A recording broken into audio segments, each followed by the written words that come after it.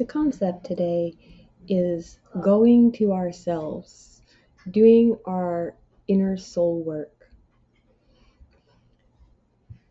The title of this week's heading comes from Lecha, and it means you go to you. And this is the process of Abraham leaving his past identity behind, becoming the house of God, and then not being afraid no matter what, no curse being able to touch him no matter what happens. God is blessing him and increasing him. So existence, that's who God is. Existence said to Avram, and Avram means the father of me is exalted. And his father probably named him that because he was a very important maker of idols. And so existence speaks to him and he says, walk to you from the earth of you, from the nativity, the birthplace of you, and from the house of your father. So Jesus said to not call anybody our father, which means that nobody makes us in their image. That's what a father does, to mold somebody in their own image. And he's saying to leave all of that image behind, all of that identity, everything that you come from, to go from that, walk from it, to the land which I will cause to be seen of you. So this word for house appears 3 times in this passage. So first he is leaving his father's house, and then he is as his identity, and then his identity is becoming the house of God, and then he is becoming the house of Pharaoh. So I wanted to start with the lyrics for this song, because we should get to this place of total surrender. If God has said he's going to bless us and he's not going to curse us, and that he's in total control as we go out into this world, then to not have to worry about dying or anything that they can do to our body, because they cannot touch our soul. I feel the touch of hands so kind and tender. They're leading me in paths that I must trod. I'll have no fear, 'cause Jesus walks beside me, for I'm sheltered in the arms of God. So let the storms rage high, the dark clouds rise. They won't worry me, for I'm sheltered safe within the arms of God. He walks with me, and naught of earth shall harm me, for I'm sheltered in the arms of God.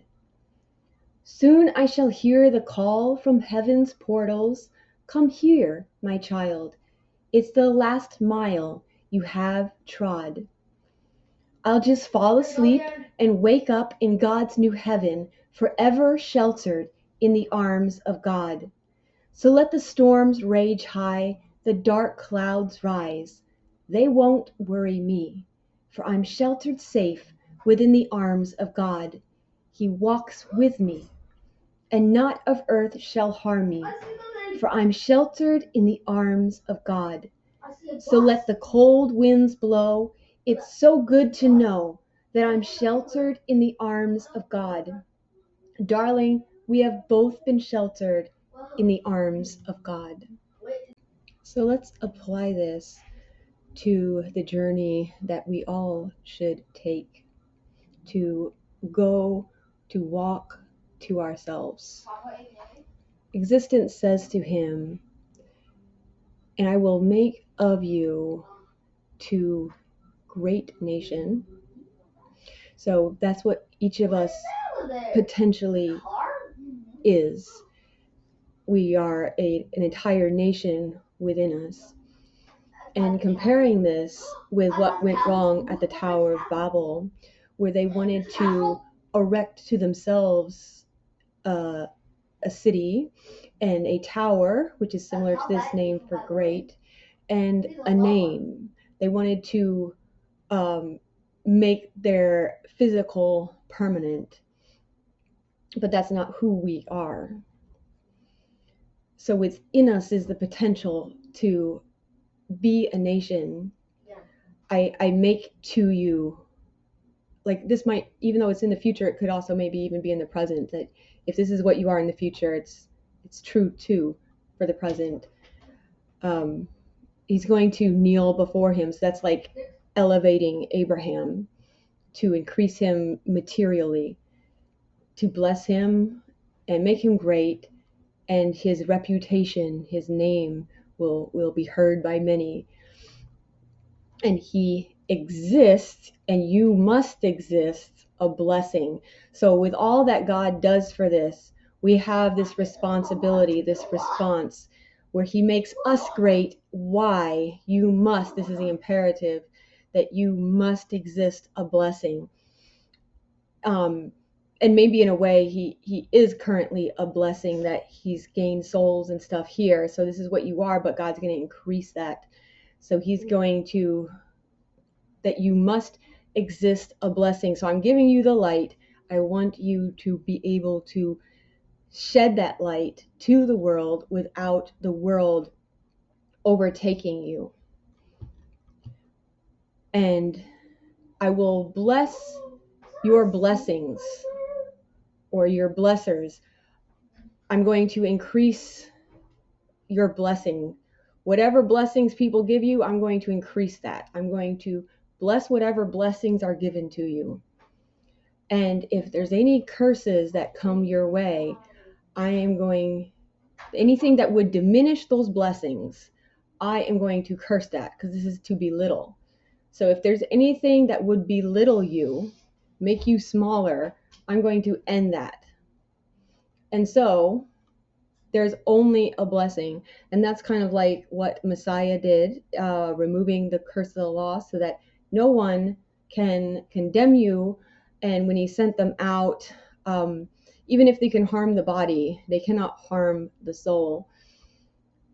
So, and you will be blessed in you. It's inside of him. It's through him, as if maybe all that nation is in him already, but it's in you.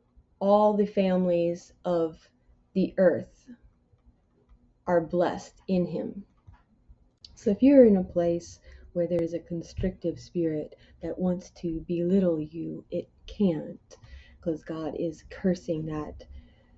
And in you, in your spirit, you are blessing. So you must be a blessing.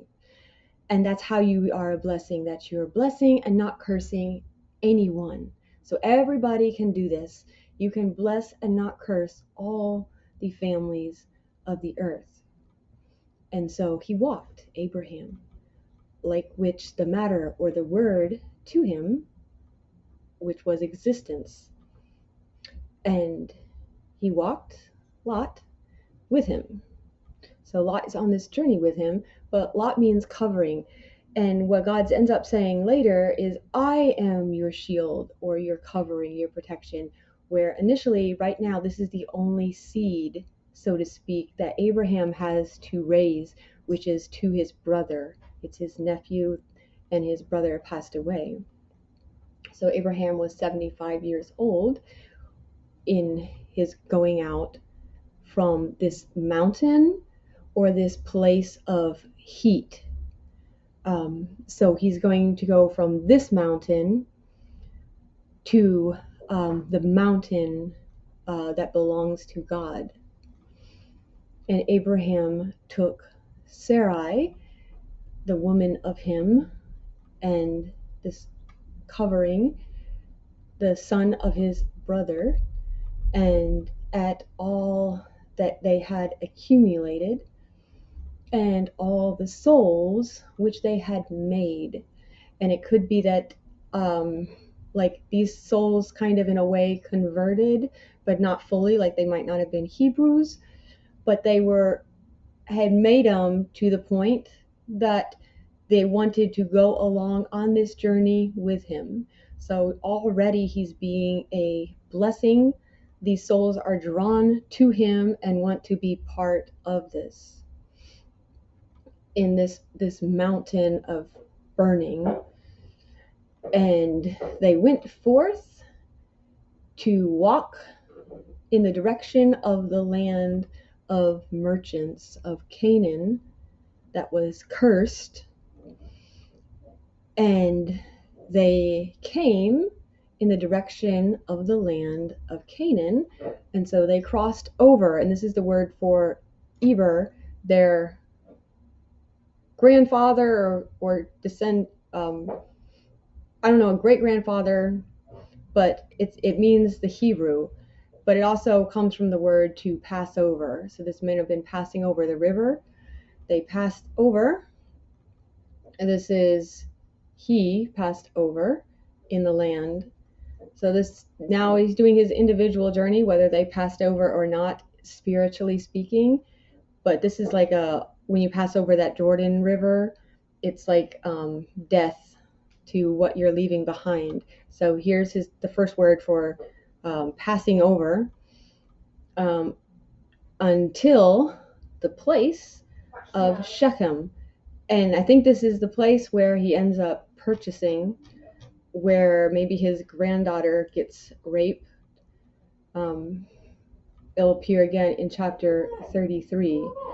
So this is the first place that he's coming to, until he gets to the plain of Morah, a word for the former rain, but also a teacher. So thinking this in the concept of we're going on this journey, but it's really our inner work that is being transformed. And at that time, the Canaanites then were in the land.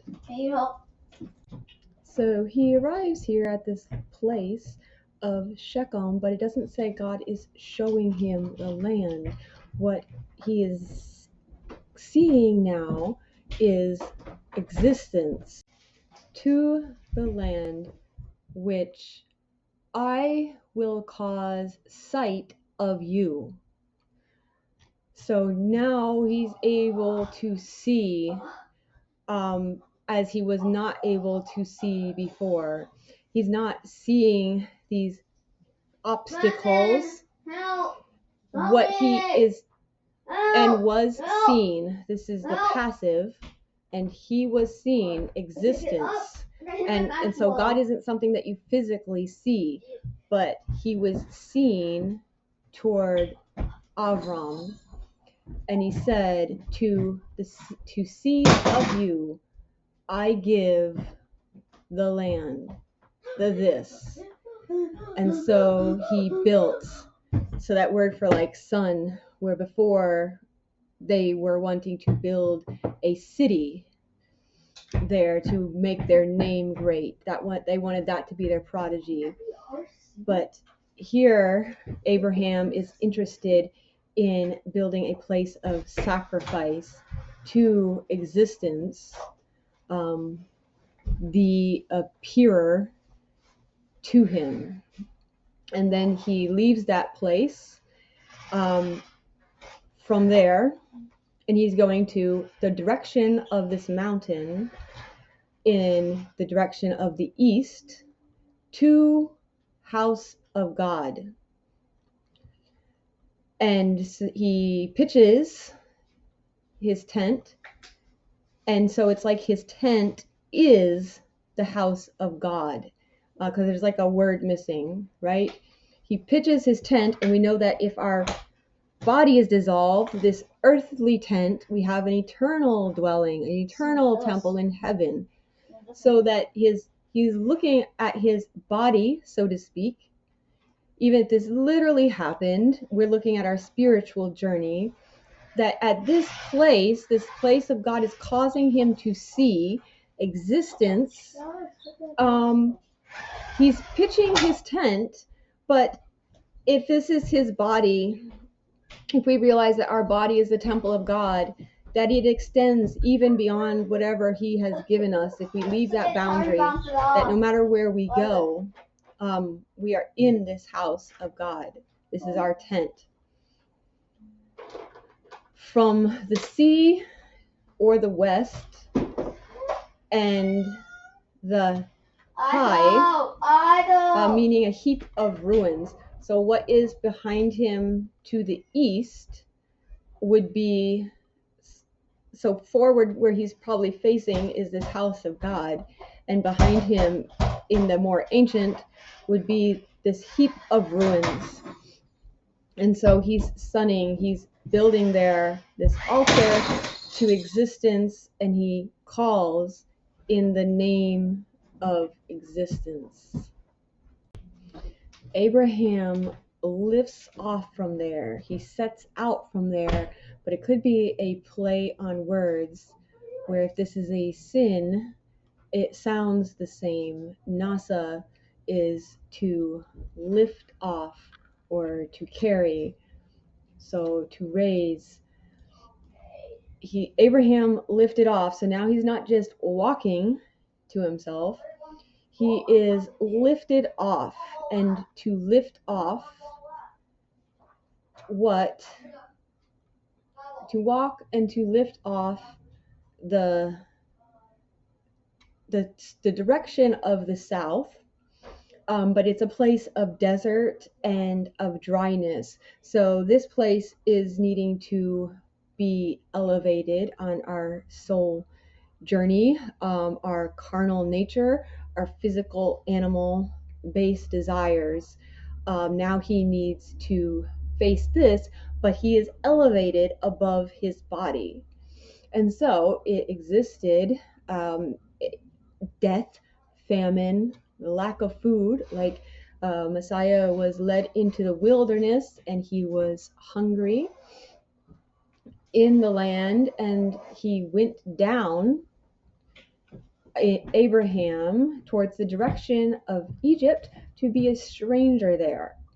So that's good. That's a good indication that he realizes this is not the place God has given him to be, this earth, at least the way this earth is, the system of this world, that we are not of this world. So after we are the temple of God, he says, go out into all the world. Why? To shed the light. To be a stranger there, since this was very heavy, this famine, this death, in this place of the south. So he probably could have gone north, but this is him doing his soul journey to face this place of death. So it existed, like which when he was drawn near to go in the direction of Egypt, that he says to Sarai, his woman, behold, please, I know, since a woman beautiful of appearance, you, and it will exist, since they will see towards you the Egyptians, this place of siege, of laying siege to, the constrictors, and they will say to you, Sarah, to his wife, this, and they will kill me. This is his wife. So are you married to anything physical? Is that something that you think that you own, that you possess, that you are in control of? But at you, they will let live. So say, please, my sister of me, you, for the intent that it will be good to me. So when he's saying, as he goes through this world, that he's not married to his body, whatever happens.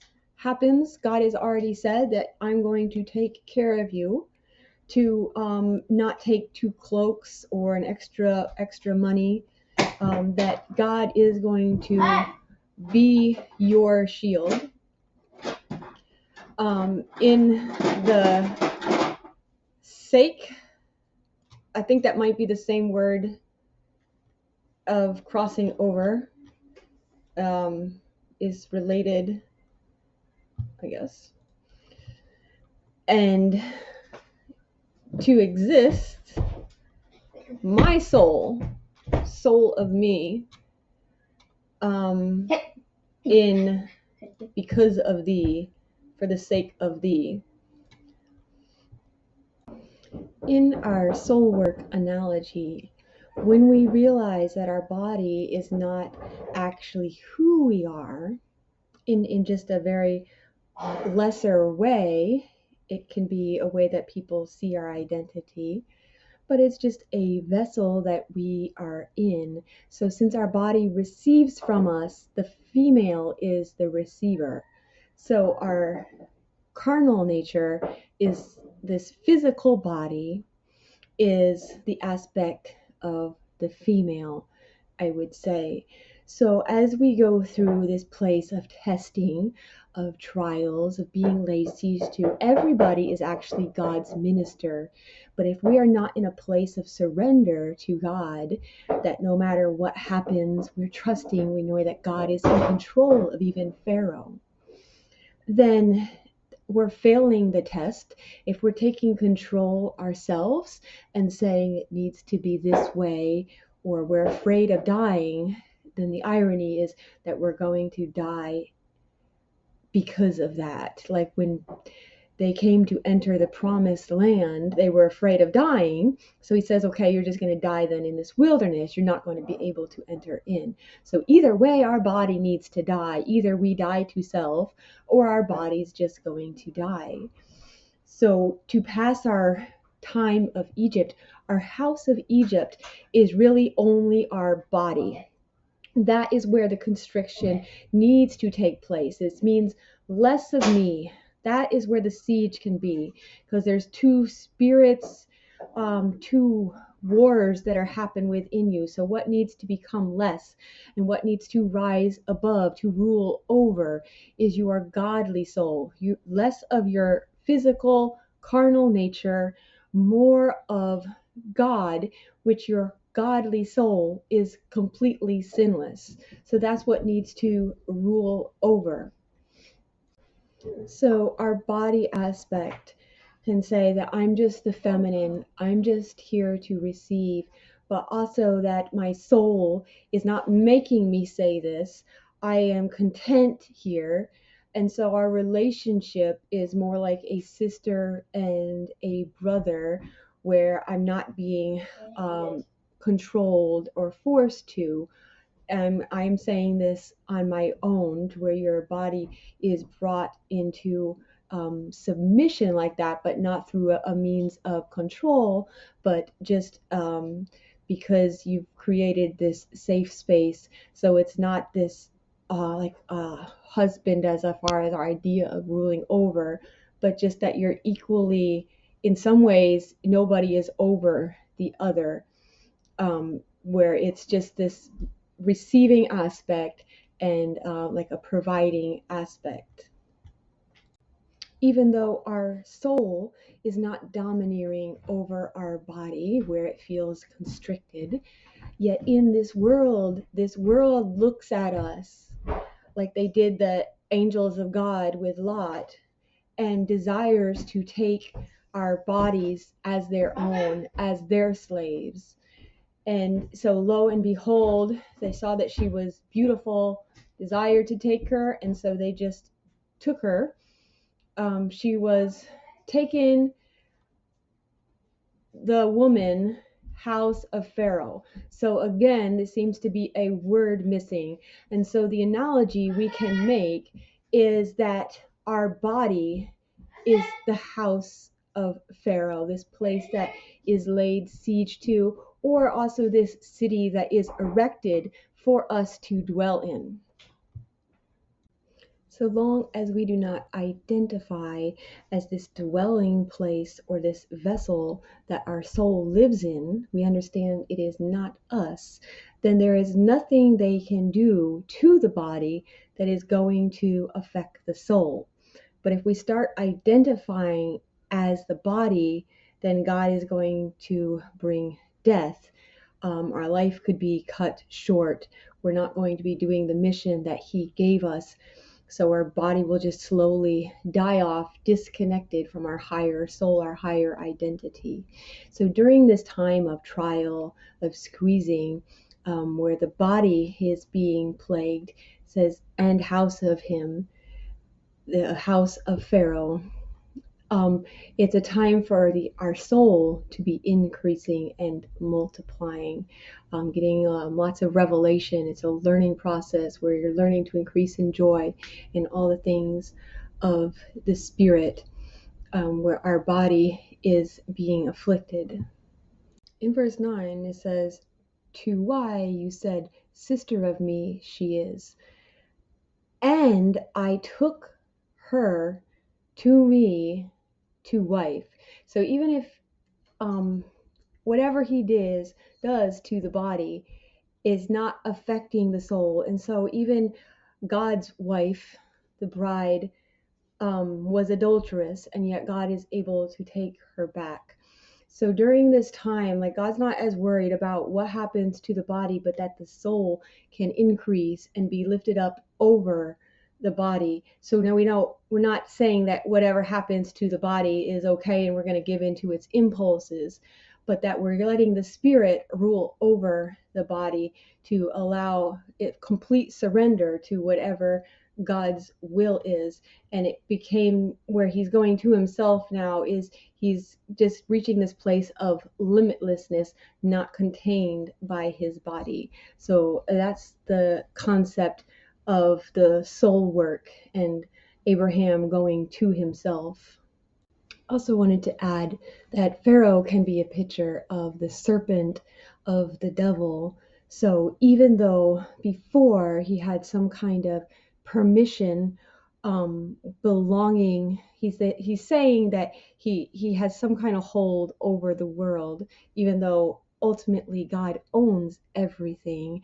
That curse has been broken through Messiah. So even now, our bodies can be transformed and He can make everything new. Nevertheless, no matter what they do end up doing to your body, it does not have any effect over your soul if you have separated yourself from that identity of the flesh.